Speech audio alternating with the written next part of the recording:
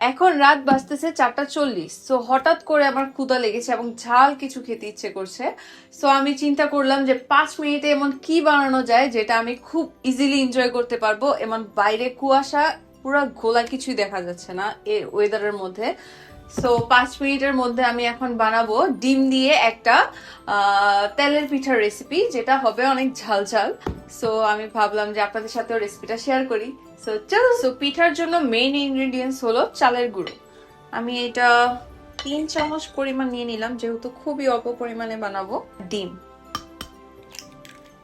পরিমাণ মতো লবণ দিব, 1/2 চামচ রসুনের বাটা, এর সাথে দিব একদম অল্প পরিমাণ আদা বাটা, দেন দিয়ে দিব 1/2 চামচ পরিমাণ ব্ল্যাক পেপার, অ্যাড করছি 1/2 চামচ পরিমাণ তন্দুরি মশলা, 1 চামচ পরিমাণ চিকেন পাউডার, 1 চিমটি পরিমাণ বেকিং পাউডার, 1 চিমটি পরিমাণ টেস্টিং সল্ট, কিছু পরিমাণ পেঁয়াজ কুচি।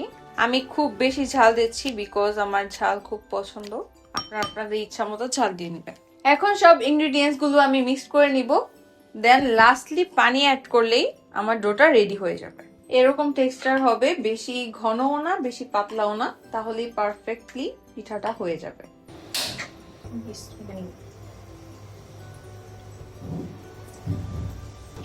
আপনারা আরো ছোট সাইজও করতে পারবেন, আর বড় সাইজও করতে পারবেন, আপনাদের ইচ্ছা মতো করতে পারবেন।